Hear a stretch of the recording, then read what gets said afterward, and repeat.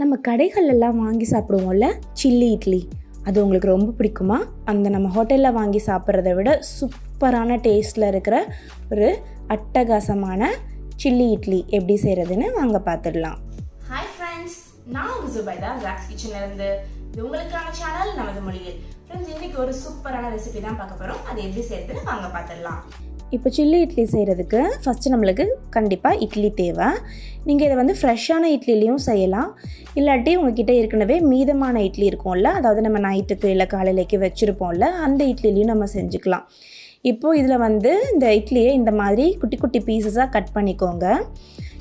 அது உங்களுடைய சைஸ், அதாவது இட்லியோட சைஸை பொறுத்து 6 பீஸாவோ இல்லை 4 பீஸாவோ நம்ம போட்டு எடுத்துக்கலாம். இப்போ இந்த மாதிரி கட் பண்ண இட்லிங்களை நல்ல சூடாக இருக்க எண்ணெயில் ஒன்று ஒன்றா போட்டு ஃப்ரை பண்ணி எடுத்துக்கிறணும்.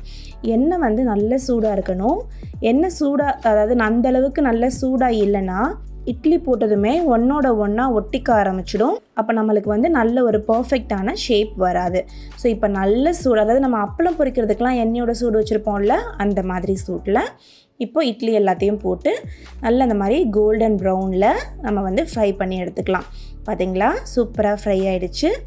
இப்போது இதை நம்ம தனியாக ஒரு பிளேட்டில் மாற்றி வச்சுக்கலாம். இப்போ அடுத்து நான் ஒரு அயன் ஸ்கில்லட் இங்கே வச்சுருக்கேன். நீங்கள் எந்த ஒரு பேன்னாலும் வச்சுக்கோங்க. அதில் நம்ம 1 டேபிள் ஸ்பூன் எண்ணெய், அப்புறம் 2 பூண்டு நல்லா பொடுசாக கட் பண்ணது, கொஞ்சமாக கருவேப்பிலை போட்டு அதில் கொஞ்சமாக நம்ம வெங்காயம் நல்லா பொடுசாக கட் பண்ணிக்கோங்க. அப்போ தான் நல்லாயிருக்கும், அந்த இட்லியோட ஒட்டிட்டு கொஞ்சம் நல்லா இனிப்பாக நல்லா டேஸ்ட்டாக இருக்கும். இப்போது அந்த வெங்காயத்தையும் போட்டு நல்லா வதக்கினதுக்கப்புறம் பொடுசாக கட் பண்ண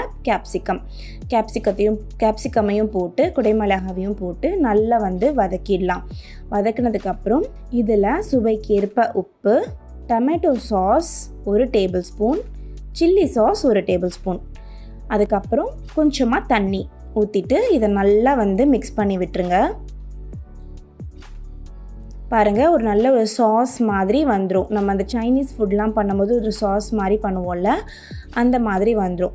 இப்போ இது கொஞ்சம் நல்லா ஒரு நிமிஷத்துக்கு கொதிச்சதுக்கப்புறம் இதில் நம்ம ஃப்ரை பண்ணி வச்சுருக்க இட்லியை இதில் போட்டுடலாம்.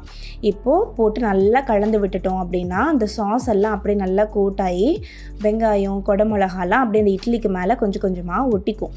அப்போது அப்படி ஒட்டிட்டு சாப்பிடும்போது ரொம்பவே நல்லாயிருக்கும். உங்களுக்கு சாஸ் கொஞ்சம் அதிகமாக வேணும் அப்படின்னா நீங்கள் இன்னும் கொஞ்சம் அதிகமாக கூட சாஸ் ஊற்றிக்கலாம்.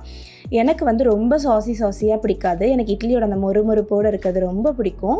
ஸோ உங்களுக்கும் அதே மாதிரி மொறுமொறுன்னு இட்லி இருந்தால் பிடிக்கும்னா மறக்காமல் கமெண்ட்டில் சொல்லுங்கள்.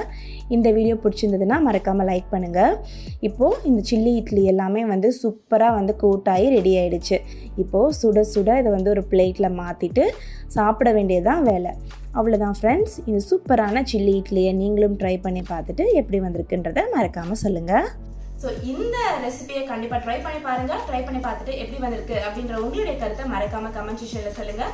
இந்த வீடியோ பிடிச்சிருந்தது அப்படின்னா மறக்காமல் அந்த லைக் பட்டனை கிளிக் பண்ணிவிடுங்க. நம்ம சேனல் நீங்கள் இது வரைக்கும் சப்ஸ்கிரைப் பண்ணலைன்னா மறக்காமல் சப்ஸ்கிரைப் பண்ணிக்கோங்க. பக்கத்தில் இருக்க பெல் பட்டனையும் மறக்காமல் கிளிக் பண்ணிக்கோங்க.